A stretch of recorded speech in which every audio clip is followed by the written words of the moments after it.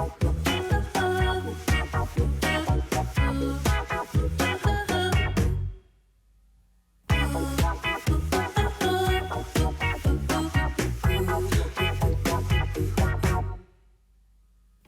l'appelle God of War. Il a servi le drapeau avant de devenir un des porte-drapeaux de son sport. Enfant, il se rêvait pro-chevalier, mais c'est dans la cage qu'il mène ses joutes. Après une année 2024 compliquée, il est revenu au top et peut rêver de hisser son drapeau au sommet du MMA. Benoît Saint-Denis est en aparté. Hello Benoît Saint-Denis, bienvenue en aparté. Ravi de vous accueillir. Merci. Je me sens à domicile là. C'est vrai. Ouais. La lumière, évidemment, plein feu sur vous pour vous accueillir. Et vous vous sentez déjà bien alors, c'est formidable. Là, il y a des efforts qui ont été faits là, je vois que... Bien sûr. L'idée, c'est que vous vous retrouviez un petit peu avec des éléments de votre existence, de votre profession, de vos différentes casquettes. On va en parler, bien sûr, parce qu'il y a tant à dire sur vous.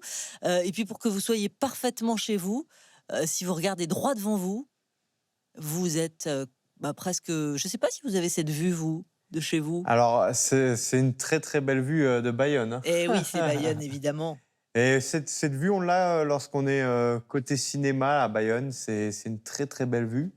Et c'est une vue qu'ont le droit d'avoir les gens qui participent à la feria chaque année.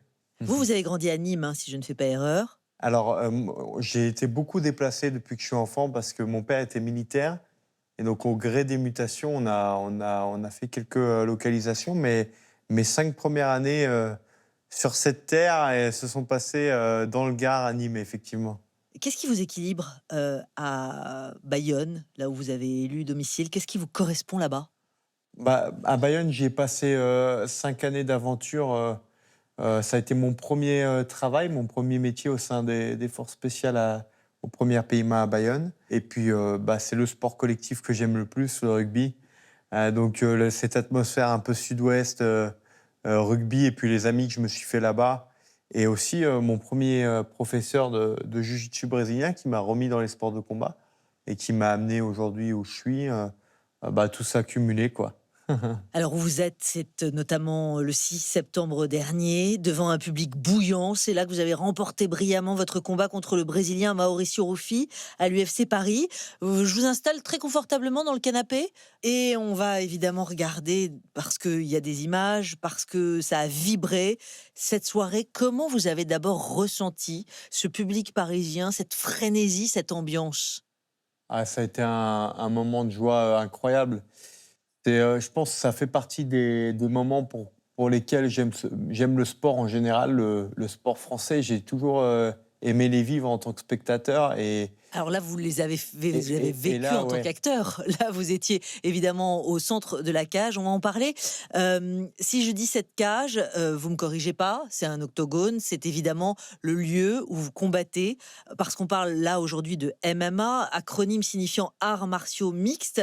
Vous pouvez nous éclairer davantage pour ceux qui prendraient l'émission en cours de route. On a 2 combattants. Alors, pour faire simple, le MMA, c'est vraiment, à mes yeux, le sport originel. C'est-à-dire que à la base, le sport, c'est un peu qui est le meilleur, qui est le plus fort des deux. Et donc, on a rajouté des balles de tennis, des raquettes, des ballons. Mais au début, c'était 2 gars dans le sable, et puis celui qui reste debout à la fin est le vainqueur. Et le MMA, c'est un peu ce retour un peu aux origines. Alors certes, il y a cet octogone qui est impressionnant, mais qui en réalité sert à délimiter un espace et à permettre d'exercer ce sport en toute sécurité. Mais c'est vraiment un retour vers le sport originel, je trouve. Alors, peut-être un retour vers le sport originel qui n'a pas manqué d'être commenté, controversé, évidemment, cette discipline, légalisée en France depuis janvier 2020 maintenant. Et les jeunes s'en sont emparés, littéralement. Aujourd'hui, à travers le monde, on voit bien combien les réseaux aussi ont impacté. Les jeunes en sont fous. Comment vous expliquez cette adhésion? Je pense parce que c'est un retour... le MMA, c'est très facile à comprendre. C'est-à-dire que n'importe quel spectateur, il arrive au milieu d'un combat, il regarde le combat, au bout de 2-3 minutes, il peut dire qui est en train de gagner le combat. C'est-à-dire qu'on soit novice en regardant les coups, en regardant qui est en train d'imposer son rythme, qui est en train de mettre la main sur son adversaire, C'est du combat, donc c'est très simple à comprendre, en fait. Alors, ce combat, je rappelle qu'il y a des coups autorisés et puis des coups interdits quand même, hein. Si on revient au 6 septembre, pour être clair, les coups autorisés, dites-moi si je me trompe, c'est les coups de pied, les coups de poing, les coups de genoux, les coups de coude. Interdit, c'est, la nuque, le cou. On n'a pas le droit d'enfoncer ses doigts dans les yeux, de tordre un doigt, de mordre, c'est ça? Alors c'est toutes les techniques en boxe qui sont autorisées, qui sont les mêmes qu'en Muay Thai. C'est-à-dire qu'en Muay Thai, qui est déjà pratiqué en France depuis quelques dizaines d'années, le Muay Thai, donc les coudes, les genoux, les poings et les pieds. Donc toutes ces techniques sont autorisées debout. La particularité du MMA, c'est que une partie de ces techniques sont également autorisées au sol. Et après, pour les sports de préhension, pour tout ce qui est technique de lutte, on a toutes les projections qui existent dans le judo, ainsi que les projections qui existent dans la lutte libre et la lutte gréco-romaine. Et enfin, les techniques de soumission telles que la clé de bras ou l'étranglement, qui sont également présents dans un sport tel que le judo, et donc qui sont également autorisées et qui permettent de remporter la victoire. Voilà, cette victoire du 6 septembre, votre combat en face du Brésilien Mauricio Ruffi, 1 an pile, hein, si on fait les comptes, après votre défaite face à Renato Moicano. Alors, dites-moi si je me trompe, Renato Moïcano, ouais. Moicano, hein, Ouais, ouais, à l'UFC Paris. exactement. Dans quel état d'esprit on est quand on n'est pas le favori des bookmakers? Revanchard, je dirais que c'est une situation moi, je trouve que c'est une situation qui est plus facile à vivre que l'inverse, parce que on a encore plus envie et ça permet de garder les pieds sur terre et d'être la version la plus humble de soi-même possible. Ça vous stimule aussi quand, par exemple, lui, il vous provoque à l'oral des propos insultants, c'est un peu le jeu, ça s'appelle le trash talking. Ça vous stimule un peu plus encore? Ça vous électrise? Bah, c'est quelque chose ouais, qui est stimulant parce que, on connaît les enjeux. Pour l'un comme pour l'autre, quelque part, c'est de briser les rêves qu'on a en commun, c'est d'aller le plus loin possible dans ce sport et dans sa catégorie de poids. Donc, mais en réalité, on est tellement focalisé et concentré que le trash talk, c'est quelque chose qui fait beaucoup vendre et qui plaît parce que l'UFC, c'est une organisation qui est américaine, donc qui est très spectaculaire, tout, à l'image de leur sport, hein, Oui, à ça fait l'image partie du du show. basket, de tout ça. Exactement, c'est spectacle. Vous y allez pas pour l'instant? Alors moi, C'est pas votre nature? non, le trash talk, bah, moi j'aime parler dans l'octogone, hein, et je pense qu'à partir du moment où le boulot il est bien fait, c'est-à-dire en ayant des combats spectaculaires, on n'a pas forcément besoin de cet outil-là. C'est un outil supplémentaire qu'il existe et qui est à portée de chaque combattant. Maintenant, il faut bien le maîtriser aussi parce qu'on peut s'y perdre. Moi, c'est un outil que j'utilise pas forcément. J'aime laisser parler mon naturel plutôt dans l'octogone. Ouais. Comment vous caractérisez qui est-ce que vous êtes dans la cage? Bah, dans la cage, je suis quelqu'un de déterminé, discipliné hem et qui est, extrêmement concentré sur sa tâche, c'est-à-dire la victoire, avec, toutes les modalités que permettent le MMA, donc en utilisant l'ensemble de mes armes et de mes points forts, pour remporter la victoire. Et ce plan, il s'est concrétisé le 6 septembre. Regardons ces images ou si vous voulez bien vous asseoir derrière vous. Declared the winner by submission due to a rear naked choke, Benoit Saint-Denis.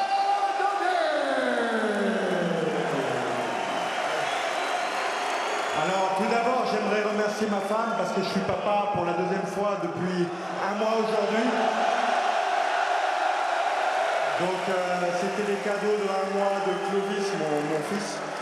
Et voilà, je suis très satisfait par le travail du staff. J'ai été très bien entouré, encadré. Ça a fait que j'ai pu être le soldat que je suis dans la cage. Merci à Nico, Christophe et Maxime et Louis qui m'entourent. Elle est évidemment l'émotion qui s'empare de vous et puis ces mots qui s'adressent à Laura, votre épouse, votre petit dernier Clovis qui est né cet été, votre fille également. Bon, on s'en est dit un mot juste avant d'entrer dans l'appartement. Les nuits, elles sont compliquées, là, j'imagine, en ce moment avec un tout petit. Juste avant cette rencontre, il a fallu se préserver. Ouais. Comment on fait? Ouais, bah, alors ce qui s'est passé, c'est que après la naissance de mon fils, il y a un peu plus d'un mois, je suis resté quelques jours avec ma femme et j'en ai profité un maximum. Mais effectivement, dans la vie d'un sportif de haut niveau, afin de se préparer au mieux, il me fallait des nuits complètes. Donc, je me suis délocalisé direction la capitale, Paris, quelques jours après sa naissance, pour pouvoir me focaliser sur mon adversaire et commencer les dernières semaines de mon camp d'entraînement. Et donc, c'est Laura qui a géré les nuits avec bébé. Et là, j'ai repris le rôle de papa. Et on dit souvent c'est les 100 premiers jours, mais ouais, c'est pas facile. Laura, justement, vous lui avez rendu hommage, et pour cause. Elle est ancienne footballeuse, elle est passée par la police, elle s'est vraiment engagée à vos côtés. Les jours de combat, elle est dans quel état, Laura? Bah, pour la famille en général, c'est pas facile à vivre parce qu'il y a beaucoup de stress et on n'est pas maître des éléments. Euh, je compare ça souvent au fait de coacher. J'ai eu l'occasion d'être dans le coin de pas mal de combattants et j'ai jamais été plus stressé dans ma vie que lorsque je fais des coins parce qu'on a, bah, pour les copains qui sont dans l'octogone, en fait, on n'a aucun pouvoir de décision sur ce qui va se passer lorsqu'il y a des moments compliqués à vivre. On les vit en direct, en bord de ring, mais on n'a pas d'outils pour changer les éléments au moment T. Donc on peut porter la voix au maximum et faire un maximum de travail tactique aux interrounds, mais oui, c'est quelque chose qui est difficile à vivre. Et Laura, elle le vit à chaque échéance sportive. Soit derrière l'écran, soit en assistant au combat en direct. Et c'est pas toujours facile pour elle, ni pour la famille et les amis, parce que c'est une aventure familiale maintenant. Parce que moi, je suis peut-être la vitrine quelque part de par mes performances, mais elle fait tout le travail de l'ombre sur la communication. Oui, Et, votre agenda, les médias, tout. exactement. Je voudrais que vous fassiez quelques pas, si vous êtes d'accord, vers le comptoir, le bar qui se trouve juste derrière vous. Ouais. Vous repérez certainement différents objets. Eh oui, Eh oui, et ils sont pas anodins, évidemment. bien On les a entendu. choisis, pas tout à fait par hasard, vous avez compris. D'abord, vous avez vu sur votre gauche cette Bible. Ouais, la Bible. Alors moi, j'ai grandi et je suis de religion catholique. Et ben, j'ai grandi en allant à la messe tous les dimanches. Vous Et continuez? je continue à aller à la messe. J'amène nos enfants à la messe avec ma femme. Et il y a eu aussi le scoutisme, qui est un mouvement pour les jeunes, pour les scouts d'Europe et les scouts unitaires de France, qui est catholique également, et qui m'a beaucoup aidé aussi lorsque j'étais jeune à accrocher à la foi, parce que la difficulté de l'Église aujourd'hui, c'est d'être capable de donner de l'engouement aux jeunes. C'est pas quelque chose qui est facile, parce que c'est la spiritualité, ça demande beaucoup de maturité, beaucoup de recul. Mais ouais, j'ai la joie d'être croyant et de pouvoir partager ça en famille. Et Vous priez avant de rentrer sur l'octogone? je prie avant de rentrer sur l'octogone. Je prie que quand je peux, avant les repas, le bénédicité, de temps en temps le soir. Ça fait partie de ma vie au quotidien et ça m'accompagne. Et je pense que c'est une force. Néanmoins, si on vous frappe sur la joue droite, vous tendez la joue gauche? Alors ça, c'est particulier, hein, ça, c'est ce qu'a dit Jésus, mais Ouais. alors mon sport fait que non. Mon sport fait que non, mais lorsqu'il dit ces mots, Jésus, je pense qu'il fait référence au pardon. C'est non seulement un exemple de la capacité à garder son calme en tout moment, et puis de pardonner autrui et d'aimer non seulement ses amis, mais aussi ses ennemis. Et c'est c'est un petit peu un résumé du mot amour, quoi. Ça, c'est faire preuve de beaucoup d'amour, je pense, d'avoir une capacité de faire d'autant pardonner. Quand même, ce ballon aussi, on en parle, ce ballon de rugby, là Ouais. aussi, il y a des valeurs. Vous étiez, vous, à un bon niveau ado, hein, pour le Lille Métropole Rugby qui évolue en national. Ouais, ouais, ouais. Bah, j'ai joué au Lille Métropole Rugby à l'époque où ce club chez les adultes jouait en fédéral. Donc moi, j'ai joué à l'époque, c'était en Crabos. Bah, c'est le sport collectif pour lequel j'ai encore aujourd'hui le plus de passion, hein. Je me suis abonné à Canal pour le rugby, pour le top 14. Et je suis l'Aviron Bayonnais avec passion, ainsi que le Racing. C'est deux clubs qui m'ont ouvert leurs portes avec leurs infrastructures en préparation physique qui sont aujourd'hui, c'est un sport qui est archi professionnel et qui est vraiment aimé dans l'Hexagone. Donc, Et qui est quand même très différent d'une confrontation directe avec son adversaire, comme le c'est MMA. c'est dur quand même, hein, c'est très engagé, hein. Le rugby de haut niveau, c'est... Ce sont les points communs. C'est les Ouais, difficultés oui, je physiques. pense, bah, notamment au poste auquel je jouais. Le poste auquel je jouais, c'était troisième ligne L. C'est un peu c'est le poste de plaqueur, de défenseur, de travail de l'ombre, notamment avec le grattage et le plaquage. C'est deux tâches que j'aimais beaucoup lorsque je jouais au rugby. Et ouais, c'est un très beau sport collectif que j'aime beaucoup. Vous avez été convié par Fabien Galtier pour intervenir auprès des Bleus en novembre dernier. Et puis, je crois que vous fréquentez aussi Gaël Ficou, le central tricolore, par exemple. Alors, je discute avec pas mal de joueurs, oui, effectivement. De temps en temps, j'ai l'occasion de discuter avec eux, que ce soit sur les réseaux ou par WhatsApp. Mais oui, j'ai eu le bonheur j'ai eu cet honneur et ce privilège de pouvoir aller voir le 15 de France. Mhm. Et c'était ultra inspirant pour moi également parce que, comme je dis, c'est un sport qui, aujourd'hui, qui s'est tellement professionnalisé. Ça m'a permis de voir des axes d'amélioration dans ma propre préparation. C'est vraiment enrichissant lorsqu'on est athlète dans le MMA parce que, vous le disiez tout à l'heure, Nathalie, c'est un jeune sport en France, mais c'est un jeune sport tout court. Ouais. C'est un sport qui date de 95, entre guillemets, avec le premier UFC, si on parle de l'UFC. Et donc, c'est un sport qui est jeune mondialement et qui encore se professionnalise. À euh, acquérir, à travailler. Bah oui. Exactement, qui va encore évoluer. Et du coup, bah, voir des joueurs qui font partie d'un sport qui est déjà professionnel depuis un certain nombre d'années, qui est aussi médiatique que le rugby, c'était très enrichissant. Alors, un autre objet qui parle de vous, là encore, ce drapeau tricolore. Votre papa, Benoît, a servi, vous l'avez dit tout à l'heure, hein, le drapeau en tant qu'officier de la Légion. Déjà, votre papa, quel homme est-il? Qu'est-ce qu'il vous a transmis? Alors, j'ai eu la chance d'avoir un père extrêmement aimant et qui a jamais mis de barrière à ses fils. Moi, je suis l'aîné d'une fratrie de 5 garçons. Donc, il nous a donné le goût de l'effort, le goût du travail bien fait. Et, mais il a toujours vu ses enfants comme des futurs citoyens français, j'ai envie de dire, et des gens qui étaient amenés à prendre leur envol de leurs propres ailes. Donc, du coup, on n'a jamais été...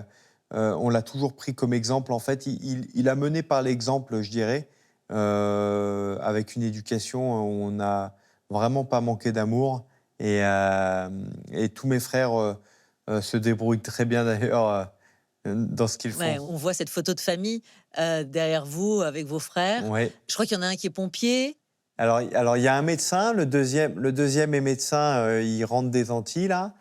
Et on a un pompier de Paris, on a un kiné, et le dernier, il se cherche, mais là, il a le droit de se chercher, il est encore Il est jeune. encore jeune. Des belles trajectoires, mais vous avez jamais fait de bêtises, Benoît Saint-Denis, parce qu'on voit ce parcours, on voit cette droiture transmise par votre père, cet engagement aussi.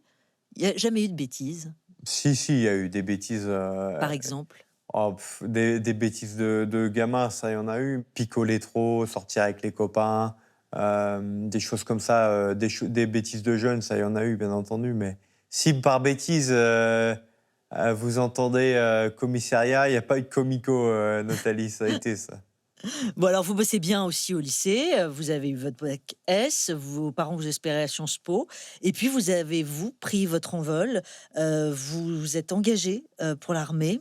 Alors, Je ouais, vous installe dans le fauteuil qui se trouve vers Bayonne, vous savez, oui, regardez derrière vous, il allez. y a un petit recoin et un fauteuil. Qu'est-ce qui vous appelait en fait? Bien sûr, il y avait l'exemple de votre père.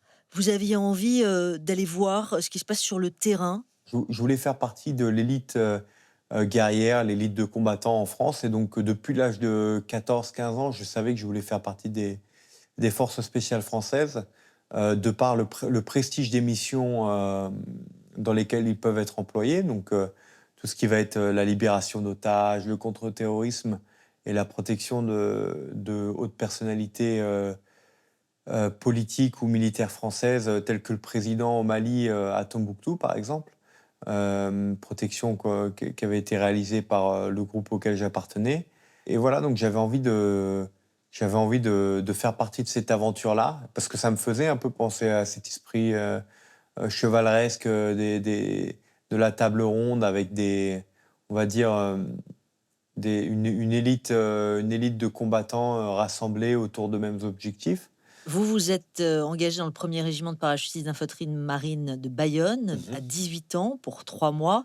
On va voir des images. C'est pas votre unité, hein. D'ailleurs, les commandos sont pas filmés. On est en 2017. L'hélicoptère vole au ras du sol. Un vol tactique pour éviter d'être repéré par des djihadistes. Nous sommes à 5 mètres à peine au-dessus du désert. L'opération terroriste est en cours. L'objectif ici, c'est de rechercher des combattants sur une route en plein désert fréquemment empruntée par les groupes armés. Le déploiement se veut spectaculaire, il doit surtout être rapide. 10 minutes plus tard, les premiers suspects sont repérés. Les commandos français encadrent les militaires maliens.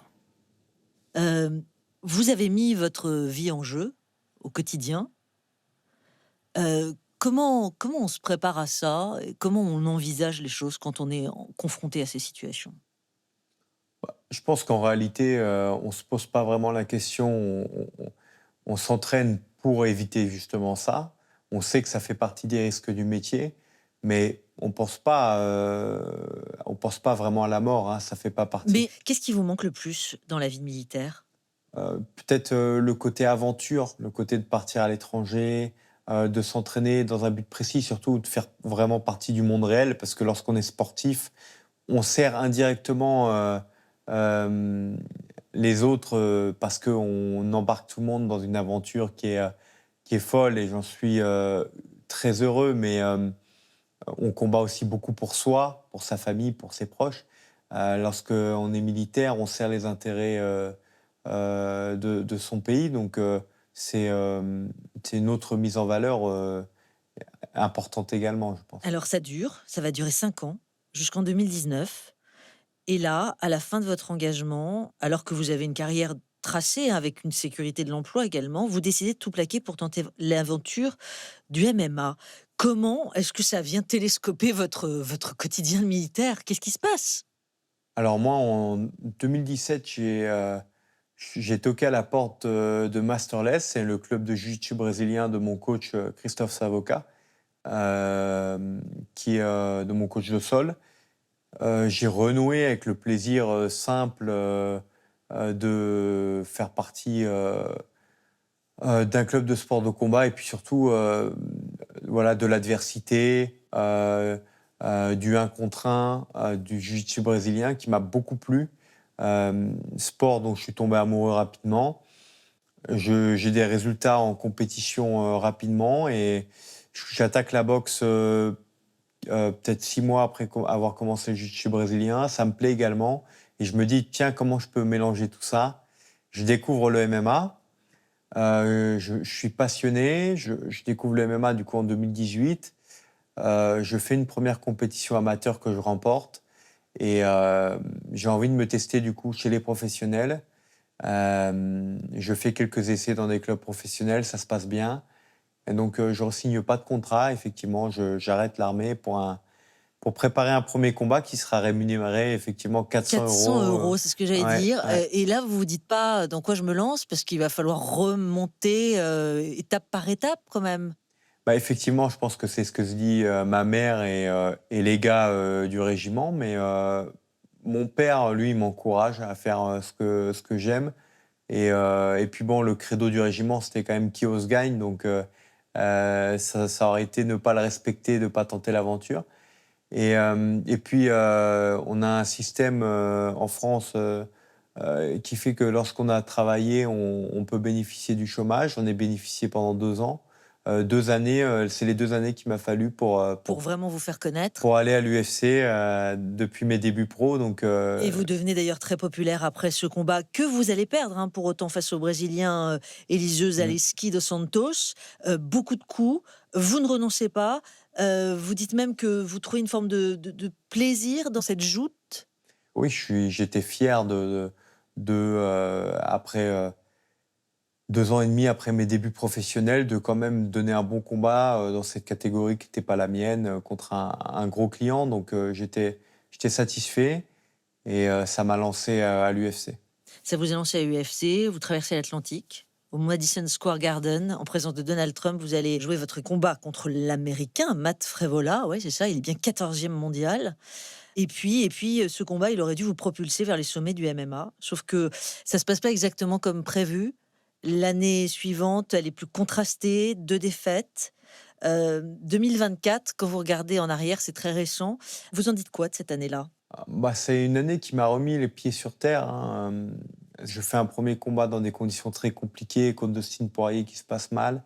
Et puis après, contre Moïcano, c'est vraiment le manque d'humilité. Et là, c'est une vraie déception parce que le seul combat où j'ai été vraiment déçu de ma prestation, ça a été contre Moïcano.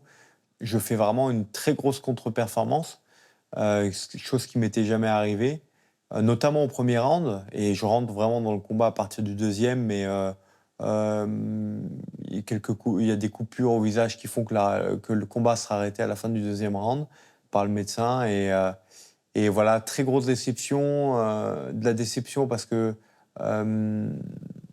peut-être que mon ego et mon manque d'humilité m'a fait perdre une énorme opportunité. Et en plus de ça, devant mon public, devant des gens qui attendaient de voir ce combat-là. Et voilà, d'avoir donné vraiment une mauvaise version de moi-même ce soir-là, ça a été dur. Il a fallu rebondir. Beaucoup de remises en question et un travail qui a été effectué depuis qui m'ont permis d'enchaîner maintenant 2 belles victoires. 2 belles victoires et donc une ceinture de champion du monde qui reste un objectif? Oui, bien entendu. Je pense que j'ai la chance de faire partie des plus jeunes candidats à cette ceinture dans cette catégorie-là. Donc, clairement, l'envie d'avancer et d'aller le plus loin possible. Si vous voulez bien vous déplacer, après le feu de cheminée, la bibliothèque à quelques mètres, en diagonale, vous pouvez faire quelques pas, voilà. Des DVD, des livres. Ouais. Le film que vous gardez, si vous n'en aviez qu'un seul à pouvoir emporter avec vous, ce serait lequel et pourquoi? En un mot. Alors là, je garderai. Je suis partagé entre Braveheart et Le Dernier des Samouraïs, mais je dirais Braveheart parce que on aime bien l'Écosse quand même en France. On a une histoire particulière avec les Écossais et c'est énormément d'abnégation, de courage dans cette histoire inspirée d'événements historiques. C'est un Écossais qui a lutté contre les Anglais à l'époque. Voilà, celui que vous gardez impérativement, celui que vous écoutez en boucle, peut-être au rayon des disques cette fois. C'est un étage en dessous, vous pouvez regarder la platine, elle est en dessous, à droite des disques, des groupes, NTM, IAM. Qu'est-ce que vous voulez écouter et qu'est-ce que vous gardez par-dessus tout? Là, je vois, il y a un peu de métal et il y a un peu Et un peu de rap. de rap. Bah, les deux me vont bien. Bah, je pense que je garde... Là, en termes d'album, je garde L'école du micro d'argent parce que IAM, surtout cet album complet, il est indémodable. Et c'est... Par-dessus tout, IAM. Alors, on l'écoute? Ouais. Je vous laisse le mettre sur la platine. Ouais.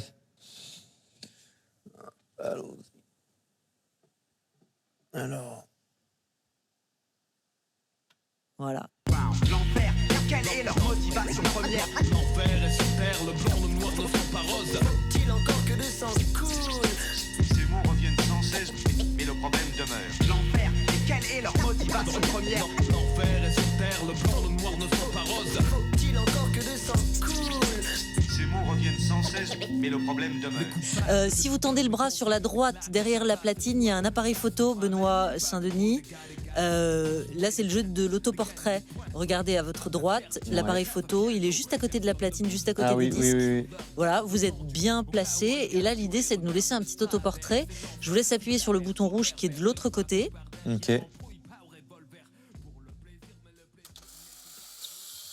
Super. Du premier coup, vous pouvez me laisser tout ça posé à côté de la platine. Je vais venir le récupérer. Ça va prendre quelques secondes. Impeccable.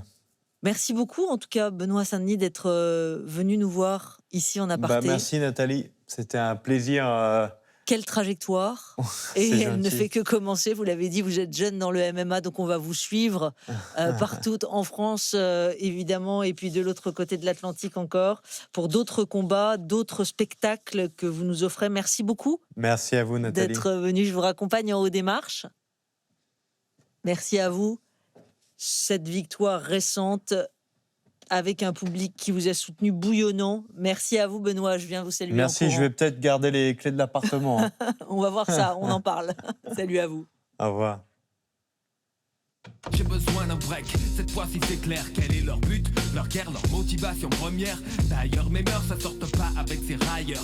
Assis en tailleur, je suis bien meilleur, un vrai seigneur. La violence m'exaspère, ces types me sont antipathiques. Surtout quand elle est gratuite, un homme est un homme avec ou sans le chrome. Se battre pour la réputation, c'est se battre contre les fantômes sur frère.